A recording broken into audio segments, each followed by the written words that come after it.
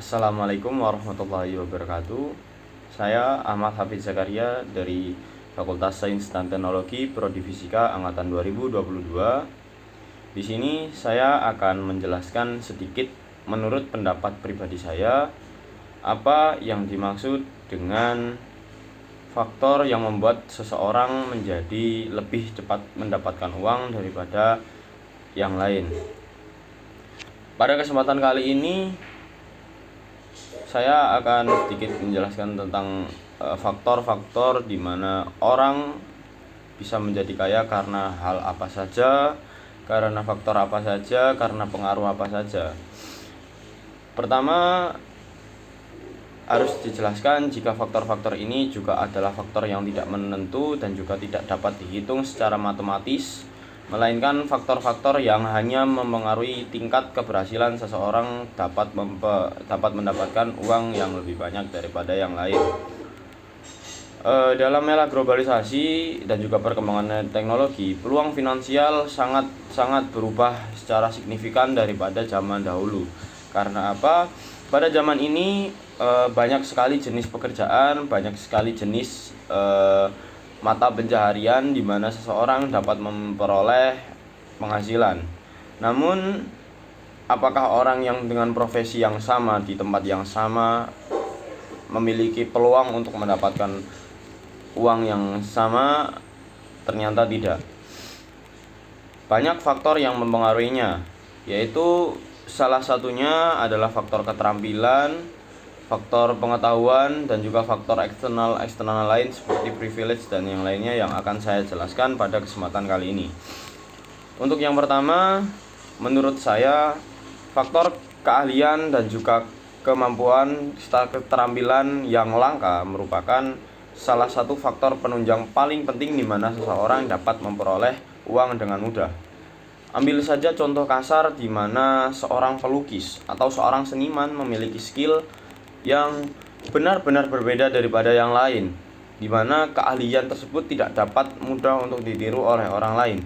Maka saya percaya orang tersebut akan lebih mudah untuk mendapatkan penghasilan, karena setiap karyanya memiliki nilai jual yang sangat-sangat langka daripada hanya seorang seniman yang memiliki kemampuan untuk meniru dan juga menjiplak karakter dari orang lain. Karena kreativitas sangat dinilai tinggi pada zaman sekarang. Kedua adalah tingkat pendidikan. Memang jika kita bertanya, seorang dosen bukanlah orang yang paling kaya di dunia ini, walaupun dosen merupakan orang paling berpendidikan di dunia. Nah, harus digarisbawahi jika pendidikan merupakan faktor pendukung utama di mana orang dapat memperoleh suatu penghasilan dengan lebih cepat. Sebagai contoh, para pengusaha yang telah memiliki pendidikan, atau ambil saja kita ilmu tentang bagaimana cara berjualan yang lebih mudah daripada yang lain, akan lebih mudah untuk menjual barang-barang mereka daripada pengusaha-pengusaha baru. Dan jika kita bandingkan dengan era sekarang di mana penjual hanya menaruh barang di Shopee, di all shop lain, maka penjual tersebut hanya mengandalkan barang yang mereka jual, bukan mengandalkan skill bagaimana cara agar barang tersebut memikat, barang tersebut dapat membuat orang tertarik untuk membeli. Daripada penjual atau pengusaha yang telah menghadapi banyak cobaan, sehingga memiliki banyak pengalaman di bidang wirausaha. Ketiga, menurut saya adalah sikap positif. Sikap positif ini dapat dibulatkan seperti ketekunan, kerja keras, kreativitas, atau juga hal-hal positif lain yang dapat mendukung. Nah, bukan hanya dihargai oleh manusia, sikap seperti ketekunan, kerja keras, dan juga hal-hal yang lain, sikap-sikap positif itu juga pasti akan dihargai oleh Tuhan Yang Maha Esa, di mana sikap-sikap baik pasti akan dihargai sebagai bentuk perwujudan kerja keras untuk memperoleh hal-hal positif sehingga Tuhan juga akan membayarkan kerja keras kita, setiap sikap positif kita dengan hal yang baik yang lain. Keempat adalah faktor yang dimana kita tidak bisa lepas di kehidupan ini adalah faktor keberuntungan. Faktor keberuntungan tidak bisa dihitung. Orang yang beruntung tidak bisa diketahui. Kapan orang beruntung, kapan orang melakukan sial, itu tidak tahu.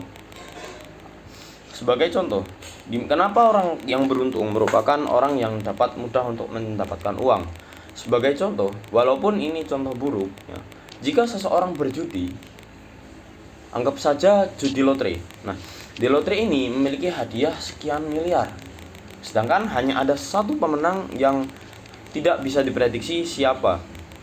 Jika tidak ada faktor kecurangan dari yang lain, maka faktor keberuntunganlah yang akan menentukan siapa orang yang akan mendapatkan sekian M hadiah dari lotre ini. Sedangkan sekian banyak orang lain tidak akan mendapatkan kesempatan untuk memenangkan lotre. Juga jika kita pasang di bidang investasi, ya, investasi ini juga dihitung dari keberuntungan seseorang, bukan hanya dari finansial awal seseorang. Anggap saja waktu beberapa tahun silam, seseorang menaruh tidak sengaja untuk membeli saham Microsoft atau saham-saham yang lain, secara tidak sengaja, hanya karena ketidaksengajaan, sekarang orang tersebut menjadi miliarder. Atau jika kita kembali ke 4 atau 5 tahun yang lalu, di mana Bitcoin merupakan mainan dan hanya orang-orang yang tidak sengaja atau secara acak membeli Bitcoin 3 atau 4 Bitcoin, sekarang orang tersebut sudah menjadi miliarder di tahun 2023. Nah, yang kelima, di mana faktor ini juga tidak lepas dari kehidupan kita adalah faktor kondisi ekonomi dan juga privilege. Kondisi ekonomi membuat seseorang lebih mudah untuk mendapatkan keuangan daripada orang yang sekarang berada di kondisi ekonomi yang lemah. Orang memiliki kondisi ekonomi kuat akan mendukung di mana orang tersebut lebih mudah untuk mendapatkan, pertama, privilege. Kedua, orang tersebut dapat mendapatkan uang lebih mudah. Sebagai contoh, orang miskin tidak akan semudah itu untuk membuka usaha baru. Karena orang miskin memikirkan kondisi ekonominya sekarang. Apakah besok dia makan, atau orang yang ekonominya lebih rendah akan lebih sulit untuk berpikiran jika aku harus mengorbankan uang ini sehingga aku bisa mendapatkan uang yang lebih banyak. Sedangkan pada orang yang memiliki kondisi ekonomi lebih kuat, orang tersebut akan lebih mudah, seperti aku anggap saja saya akan membuka usaha ini, walaupun saya gagal, saya masih ada uang lain, seperti itu. Untuk yang satunya, privilege. Orang yang memiliki privilege pasti juga akan lebih mudah mendapatkan uang. Sebagai contoh, anak dari seorang pengusahawan pasti akan mendapatkan ilmu dari ayahnya. Orang yang menjadi anak dari artis juga akan lebih mudah untuk menjadi artis. Orang yang menjadi anak dari seorang atlet, maka orang tersebut juga akan lebih mudah dari atlet. Karena jika kita bayangkan sendiri, memang privilege adalah hal yang sangat-sangat membuat seseorang mudah untuk mencapai tujuan. Apalagi jika tujuannya hanya untuk mudah mendapatkan uang. Keenam adalah sikap kepemimpinan dan juga kewirausahaan. Tidak dapat dipungkiri jika seorang memiliki sifat pengambilan keputusan yang baik, sikap mengambil resiko dan siap untuk bertanggung jawab, maka orang tersebut adalah salah satu orang yang paling mudah untuk kaya. Juga orang yang memiliki jiwa kewirausahaan kuat, jiwa untuk kewirausahaan yang lebih kuat daripada yang lain, maka orang tersebut akan lebih mudah kaya daripada yang lain. Coba saja kita bayangkan, di mana orang-orang di zaman dulu yang sekarang kaya, ambil saja contoh Bill Gates, tidak memulai usahanya, maka Bill Gates sekarang tidak akan menjadi salah satu orang terkaya di dunia. Elon Musk dengan pengambilan keputusan resiko yang sangat-sangat besar, jika tidak mengambil resiko seperti sekarang, Elon Musk bukan merupakan orang yang salah satu orang yang paling kaya di dunia ini. Sehingga kita sebut yang nomor 7 adalah orang yang siap untuk mengambil resiko dan siap untuk menanggung resiko tersebut. Karena di mana-mana orang yang dapat mengambil keputusan tentang pengambilan resiko yang baik adalah orang yang patut untuk berada di level paling atas daripada orang yang lain. Sebut saja dua contoh yang saya sebutkan tadi. Jika orang-orang tersebut tidak melakukan pengambilan resiko seperti sebelumnya, seperti yang telah mereka lakukan sekarang, pasti mereka bukanlah merupakan salah satu orang yang terkaya yang ada di dunia ini. Karena pengambilan keputusan merupakan salah satu hal yang paling sulit untuk dilakukan oleh orang-orang. Karena orang takut mengambil resiko karena banyak faktor-faktor yang pasti akan membuat mereka menjadi lebih sulit daripada karena pengambilan resiko itu pasti ada dua hal, yaitu beruntung atau tidak beruntung.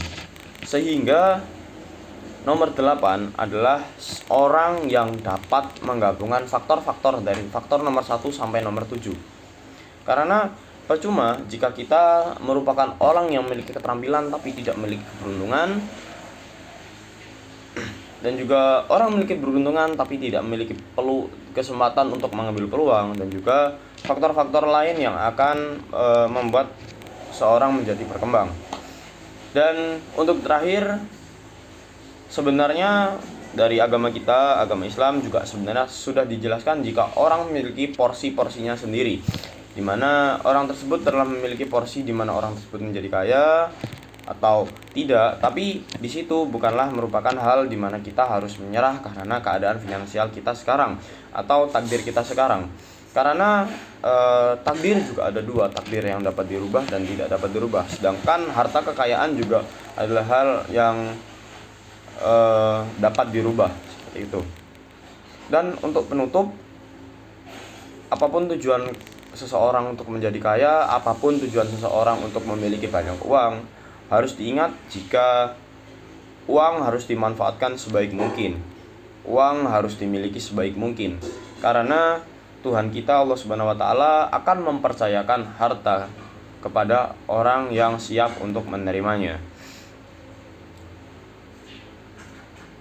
Baik, itu saja dari saya. Saya Ahmad Hafiz Zakaria dari Fakultas Sains dan Teknologi Prodi Fisika angkatan 2022 dari Manajemen Industri kelas B2. Pamit undur diri. Wassalamualaikum warahmatullahi wabarakatuh.